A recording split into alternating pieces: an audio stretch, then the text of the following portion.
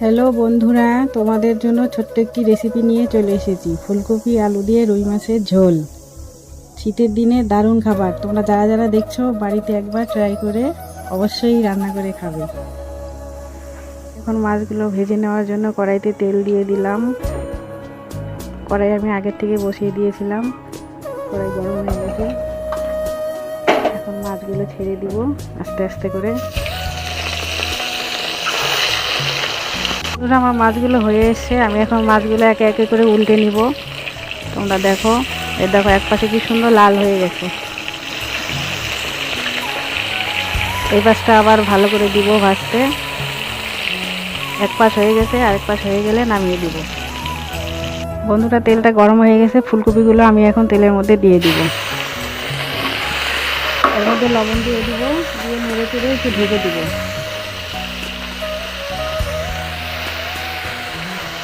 এখন ঢেকে দিব নেড়ে চেড়ে।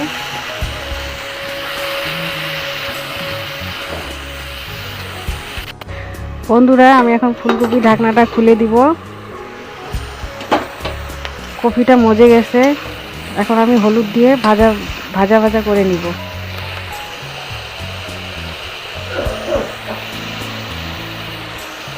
হলুদটা আমি নেড়ে চেড়ে মিশিয়ে দিব। তারপরে ভালো করে কপিটা নেড়ে চেড়ে ভাজা ভাজা করে উঠিয়ে দিব।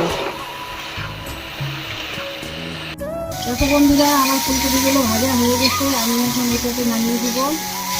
ফুলকপিগুলো ভাজার আগে আমি একটু গরম জলে ভাপ দিয়ে নিয়েছিলাম। হয়ে গেছে, দেখো কি সুন্দর লাল হয়েছে। আমি এখন এটাকে নামিয়ে দিলাম। আমি আবার কড়াইটা বসিয়ে দিলাম, এখানে তেল দিয়ে ফোড়ন দিয়ে আলুটা দিয়ে দিব। দেখো বন্ধুরা, আমি ফোড়নের জন্য শুকনো লঙ্কা আর একটু সাদা জিরে নিয়েছি, ফোড়ন দিব। ফোড়নটা লঙ্কাটা একটু লাল লাল হয়ে গেলে আমি আলুটা দিয়ে দিব। এখানে কালার চলে এসছে, এখন আমি আলুটা দিয়ে দিব। আলুটার মধ্যেই আমি নেড়ে চেড়ে লবণ হলুদ দিয়ে মশলা দিয়ে একবারে কষিয়ে নিব। আলুটা একটু ভাজা ভাজা করে নিব আগে। দেখো বন্ধুরা, আমার আলুগুলো বেশ সুন্দর ভাজা ভাজা হয়ে গেছে। এর মধ্যে আমি এখন মশলা দিয়ে দিব। এখানে আছে টমেটো, কাঁচা লঙ্কা আর আদা বাটা। এখানে দিব লবণ হলুদ পরিমাণ মতন দিয়ে দিব। হলুদ দিয়ে দিলাম, লবণ দিয়ে দিব।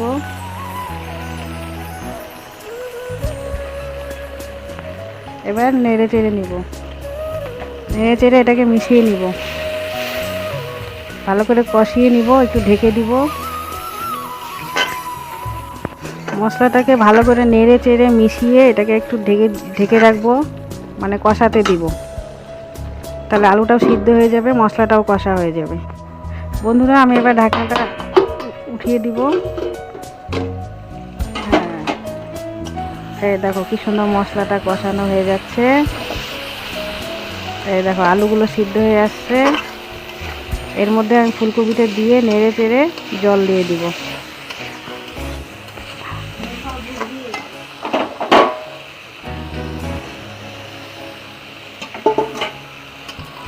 ফুলকপিগুলো দিয়ে দিলাম। এবার ফুলকপির সঙ্গে মশলাটা ভালো করে মিক্স করে নেড়ে চেড়ে ভালো করে কষিয়ে আমি জল দিয়ে দিব।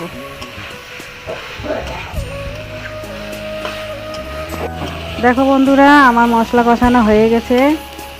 এখন আমি জল দিয়ে দিব, পরিমাণ মতন জল দিয়ে দিব।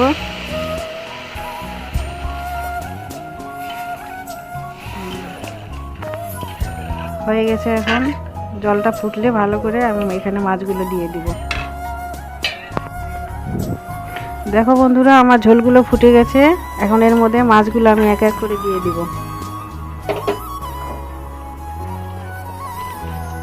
মাছগুলোকে দিয়ে আমি এখন একটু নেড়ে দিব হালকা করে, যাতে মাছগুলো না ভাঙে। মাছগুলো দিয়ে 5 মিনিট ফুটতে দিব। তারপরে নামানোর আগে ধনেপাতা দিয়ে নামাবো। বন্ধুরা দেখো, আমার মাছের ঝোলটা কি সুন্দর ফুটে গেছে। আমি এখানে এখন ধনেপাতা দিয়ে দিব। ধনেপাতা দিয়ে 2 মিনিট গ্যাসটাকে লো ফ্লেমে রাখবো।